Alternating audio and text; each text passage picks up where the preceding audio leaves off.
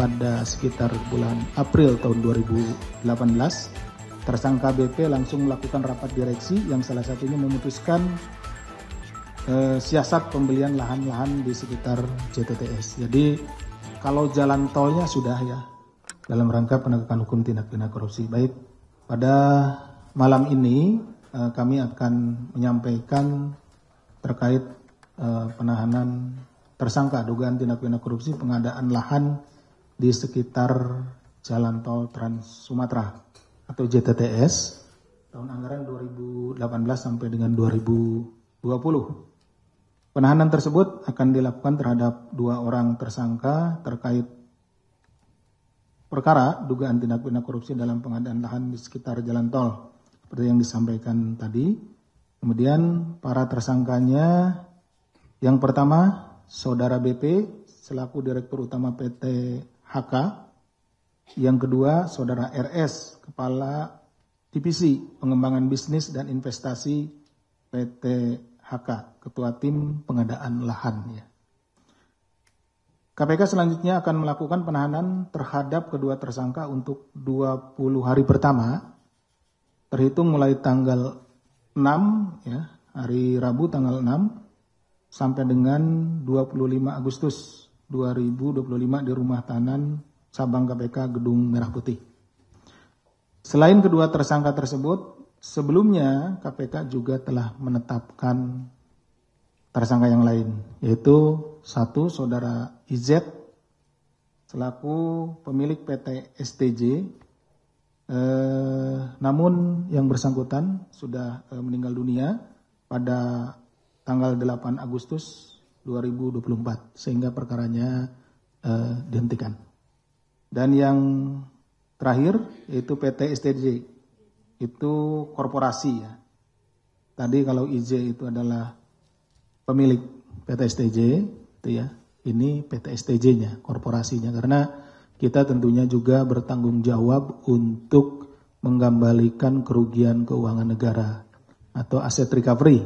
Tentu yang berkaitan dengan Saudara IJ ini nanti kita akan kembalikan melalui proses pidana terhadap korporasi PT STJ. Adapun konstruksi perkaranya adalah sebagai berikut.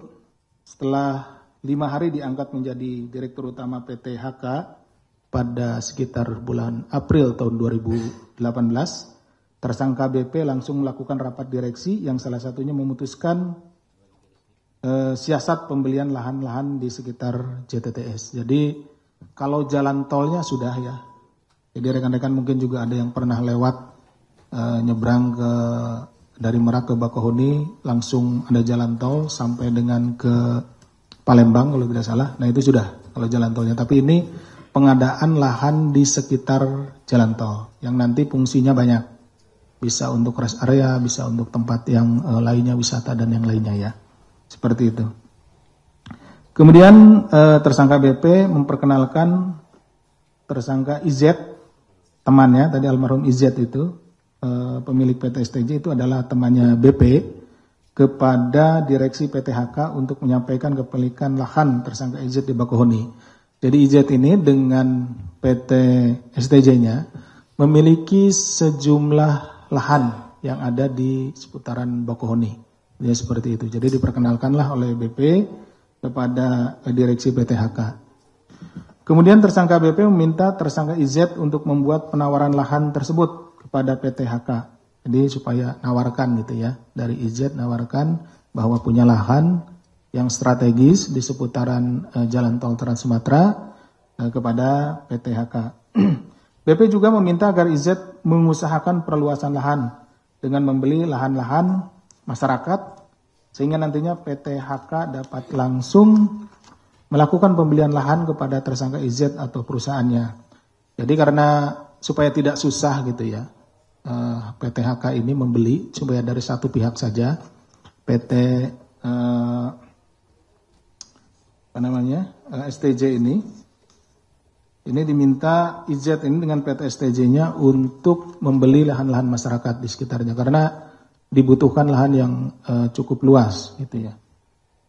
Tersangka BP meminta tersangka RS sebagai ketua tim pengadaan lahan agar segera melakukan pembelian tanah kepada tersangka IZ karena tanah tersebut mengandung batu andesit yang bisa dijual. Jadi selain tadi prospek dari lokasinya, juga BP ini tahu bahwa di tanah tersebut ada batu andesitnya. Gitu ya. Batu andesit nanti bisa digunakan untuk bahan bangunan dan lain-lain, termasuk juga untuk pengecoran jalan.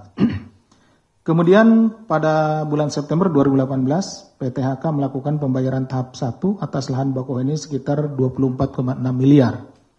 Bahwa dalam tahapan tersebut, KPK menemukan sejumlah penyimpangan yang dilakukan oleh PTHK, diantaranya PTHK melakukan pengadaan lahan yang tidak direncanakan dalam RKAP, Rencana Kerja Anggaran Perusahaan tahun 2018. Jadi ini spontan ketika BP ini diangkat jadi Direktur Utama PTHK, itu dia langsung menemui IZ gitu ya. Jadi tidak ada dalam perencanaan PTHK itu sendiri. Gitu. Kemudian dokumen risalah rapat direksi yang menjadi dasar rencana pengadaan lahan JTTS dibuat backdate gitu ya. Dipundurkan supaya seolah-olah itu memang sudah disetujui oleh direksi. Kemudian PTHK diketahui tidak memiliki SOP pengadaan lahan. PTHK tidak menunjuk KJPP, Kantor Jasa Penilai Publik, untuk melakukan valuasi lahan. Jadi seharusnya sebelum melakukan pembelian lahan itu dinilai dulu, di appraisal dulu berapa nilai wajar dari lahan tersebut. Tapi ini tidak. Kemudian PTHK tidak memiliki rencana bisnis atas lahan tersebut serta penyimpangan-penyimpangan lainnya.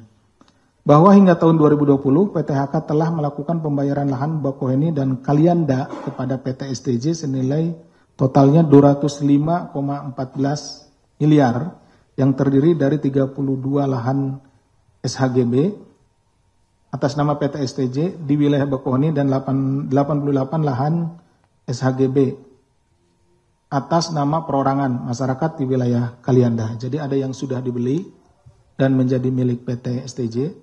Ada juga yang masih dimiliki oleh masyarakat. Namun demikian PTHK tidak menerima manfaat atas lahan-lahan tersebut karena kepemilikan atas lahan tersebut belum dialihkan kepada BUMN atau belum dapat dikuasai dan dimiliki oleh BUMN. Jadi ini masih dalam statusnya ke PT STJ, gitu ya, PT STJ. Itu baru belum dipindah tangankan. Sehingga berdasarkan laporan penghitungan kerugian keuangan negara oleh BPKP RI, kerugian negara yang timbul dari pengadaan lahan ini mencapai 205,14 miliar. Artinya total loss. Sejumlah uang yang dikeluarkan. Kenapa? Karena tadi, nah, kepemilikan atas lahan tersebut belum dialihkan. Jadi tidak memiliki, tidak menjadi bagian harta dari BUMN tersebut. Dengan rincian 133,73 miliar dari pembayaran PT HK ke PT STJ, tidak termasuk PPN, atas lahan di Bakauheni, dan 71,41 miliar dibayarkan oleh PT HK ke PT STJ yang untuk tanah di Kalianda. Hingga saat ini penyidik KPK telah melakukan penyitaan terhadap barang-barang tidak bergerak dengan rincian sebagai berikut: 122 bidang tanah di Bakauheni dan Kalianda yang menjadi objek pengadaan lahan, dan 13 bidang tanah di Bakauheni dan Kalianda milik tersangka IZ dan PT STJ. 1 unit apartemen di wilayah Bintaro, Tangerang Selatan. Atas dugaan perkara tersebut, para tersangka disangkakan telah melanggar pasal 2 ayat 1 atau pasal 3 Undang-Undang nomor 31 tahun 99 tentang pemberantasan tindak pidana korupsi, sebagaimana telah diubah dengan Undang-Undang nomor 20 tahun 2001 tentang perubahan atas Undang-Undang nomor 31 tahun 99 tentang pemberantasan tindak pidana korupsi, junto pasal 55 ayat 1 ke 1 Kitab Undang-Undang Hukum Pidana. Tambahan informasi bahwa dalam pembelian lahan-lahan tersebut masyarakat ada yang belum bervariasi ya pembayarannya. Ada yang diberikan sudah dibelikan full gitu ya pembayarannya. Ada yang baru setengahnya, kemudian ada yang baru panjar saja gitu ya, panjar seperti itu. Sehingga kami dalam melakukan penyidikan perkara ini sangat berhati-hati sehingga tidak merugikan hak masyarakat. Itu yang menjadi concern kami juga ya, di samping menyelesaikan perkara ini, kemudian bagaimana kita mengembalikan kerugian keuangan negara sejumlah 200 sekian miliar, juga kami concern untuk bagaimana menjamin hak-hak masyarakat terhadap tanah yang saat ini juga tanahnya menjadi bagian dari perkara ini. KPK menyadari sektor pengadaan barang dan jasa PBJ merupakan salah satu sektor yang rawan terjadinya tindak pidana korupsi di lingkungan korporasi. Karena itu pada aspek pencegahan KPK melalui tugas Direktorat Anti Korupsi Badan Usaha (AKBU) terus mendorong iklim dunia usaha yang berintegritas, salah satunya melalui program Panduan Cegah Korupsi atau PANCEK yang dirancang sebagai pedoman dalam penerapan bisnis yang bebas dari konflik kepentingan dan praktik suap. Demikian yang bisa kami sampaikan.